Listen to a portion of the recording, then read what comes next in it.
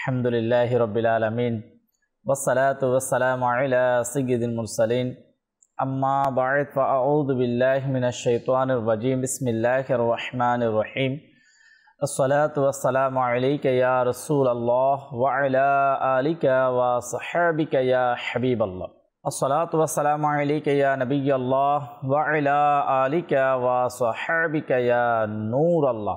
আমাদের প্রিয় নবী রাসূল করিম রউফুর রহিম সাল্লাল্লাহু তাআলা আলাইহি ওয়াসাল্লাম ইরশাদ ফরমান, যে ব্যক্তি আমার উপর একবার দুরূদ শরীফ পাঠ করবে, আল্লাহ তাবারক ওয়া তাআলা ওই ব্যক্তির উপর 10 বার রহমত অবতীর্ণ করবে।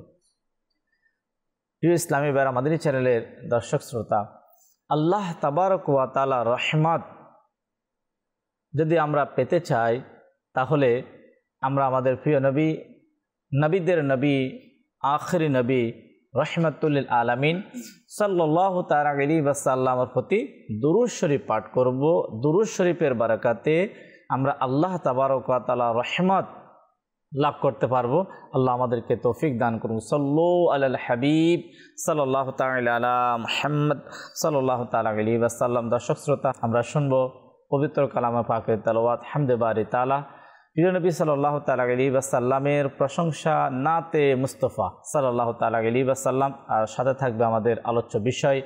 আমরা আজকে শুনবো আমাদের এই প্রোগ্রামে যে বিষয় সম্পর্কে আমরা জানবো তা খুবই অত্যন্ত জরুরি একটি বিষয়।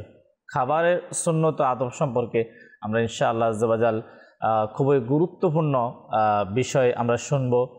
দর্শক, আসো দেরি না করে আমরা আল্লাহ তাবারক ওয়া তাআলার পাক কালাম পাকের তেলাওয়াত খুব মনোযোগ সহকারে শ্রবণ করি। আউযু বিল্লাহি মিনাশ শাইতানির রাজীম। বিসমিল্লাহির রাহমানির রাহিম।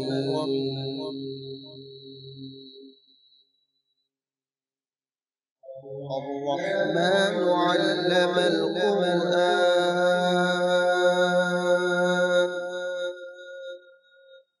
خلق الإنسان علمه البيان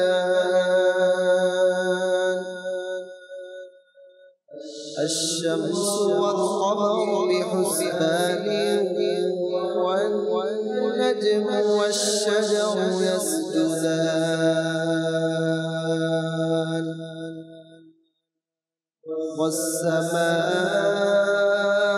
والسماء رفعها ووضع الميزان ألا تطغوا في الميزان وأقيموا الوزن بالقسط ولا تخسروا الميزان والأرض وضعها للأنام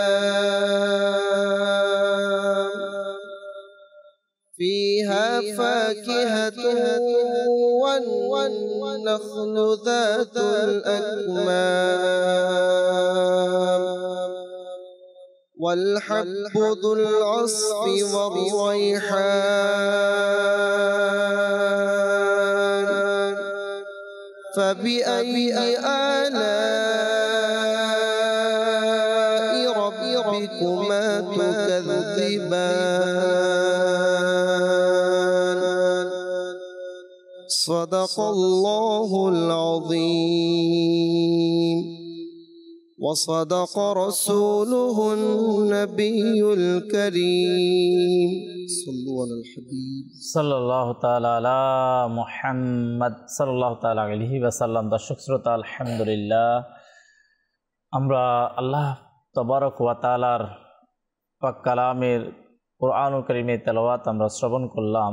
মহান রব্বুল আলামিন কুরআনুল কারীমের এই সূরা আর রহমানের মধ্যে অসংখ্যবার যে আল্লাহ তাবারক ওয়া তাআলার নিয়ামতের কথা স্মরণ করে দিয়েছেন, যে বান্দা আল্লাহর কোন নিয়ামতকে অস্বীকার করবে। আল্লাহ তাবারক ওয়া তাআলা এটাই চাই যে আল্লাহর বান্দা আল্লাহর নিয়ামতের শুকরিয়া আদায় করবে। প্রকৃত বান্দা যারা আল্লাহ তাবারক ওয়া তাআলার হুকুম পালন করে, যারা আল্লাহ তাবারক ওয়া তাআলাকে সন্তুষ্টি করতে চায়, তারা অবশ্যই আল্লাহর নিয়ামতের শুকরিয়া আদায় করবে। তো মাদানী চ্যানেলের দর্শক শ্রোতা, আলহামদুলিল্লাহ আল্লাহ তাবারক ওয়া তাআলা আমাদেরকে অসংখ্য অগণিত নিয়ামত আল্লাহ আমাদেরকে দিয়েছেন। আমরা আল্লাহর নিয়ামতের শুকরিয়া আদায় করব। যারা নিয়ামতের শুকরিয়া আদায় করে আল্লাহ তার নিয়ামতকে আরও বৃদ্ধি করে দেন। আর মুমিন যারা, ইমানদার যারা হবে, মুত্তাকি যারা হবে, আল্লাহ ওয়ালা যারা হবে, তাদের একটি সিফাত, তাদের একটি গুণ এটাই হবে, তারা সদা সর্বদা আল্লাহ তাবারক ওয়া তাআলার নিয়ামতের শুকরিয়া আদায় করবে, আল্লাহ তাবারক ওয়া তাআলার প্রশংসা করবে, আল্লাহ তাবারক ওয়া তাআলার আলোচনা করবে, আল্লাহর জিকির করবে। আমরাও ইনশাআল্লাহ মাদানী চ্যানেলের দর্শক শ্রোতা হামদে বারি তাআলার মাধ্যমে আল্লাহ তাবারক ওয়া তাআলার প্রশংসা করব। আল্লাহ রাব্বুল আলামিন আমাদের আজকে প্রোগ্রামের শুরু থেকে শেষ পর্যন্ত মাদানী চ্যানেলের সঙ্গে থাকার তৌফিক দিক। আসুন আমরা হামদে বারি তাআলা শ্রবণ করি। প্রাণপ্রিয় ইসলাম ভাইয়েরা, আসুন হামদে বারি তাআলা পাঠ করার পূর্বে ভালো ভালো নিয়ত করে নিই, কেননা মুমিনের নিয়ত তার আমলের চেয়ে উত্তম। ইনশাআল্লাহ আমি নিয়ত করে নিচ্ছি, আমি হামদে বারি তাআলা পাঠ করব আল্লাহ তাআলা তার প্রিয় হাবিব সাল্লাল্লাহু তাআলা আলাইহি সাল্লামের সন্তুষ্টি অর্জনের জন্য। আপনারা নিয়ত করে নিন, আপনার হামদে বারি তাআলা শ্রবণ করবেন আল্লাহ তাআলা তার প্রিয় হাবিব সাল্লাল্লাহু তাআলা আলাইহি সাল্লামের সন্তুষ্টি অর্জনের জন্য। তো আসুন হামদে বারি তাআলা পাঠ করার পূর্বে দুরূদ শরীফ পাঠ করে নিন। সাল্লি আলা রাসূলিনা সাল্লি আলা মুহাম্মাদিন সাল্লি আলা হাবিবিনা সাল্লি আলা মুহাম্মাদিন। খোদার পরের শান তোমার, তুমি নবীদের সরদার, তুমি মালিকে জামানা, মদনী মদিনে वाले, मदनी मदीने वाले। सल्ली अला रसूलिना सल्ली अला मुहम्मदीन।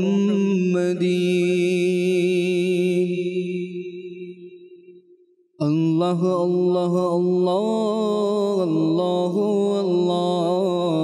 अल्लाह अल्लाह अल्लाह अल्लाह अल्लाह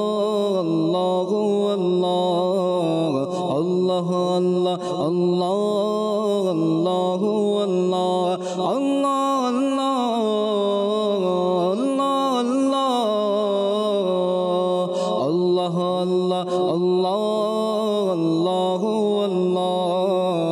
अल्लाह अल्लाह अल्लाह अल्लाह তুমি মালিক জলস্থলের ইয়া আল্লাহ ইয়া আল্লাহ, তুমি খালিক জিন মানবের ইয়া আল্লাহ ইয়া আল্লাহ, তুমি মালিক জলস্থলের ইয়া আল্লাহ ইয়া আল্লাহ, তুমি মালিক জলস্থলের ইয়া আল্লাহ ইয়া আল্লাহ, তুমি খালিক জিন মানবের ইয়া আল্লাহ ইয়া আল্লাহ।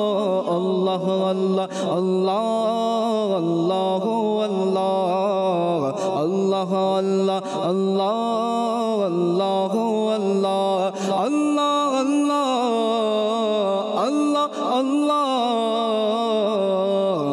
আল্লাহ আল্লাহ আল্লাহ আল্লাহ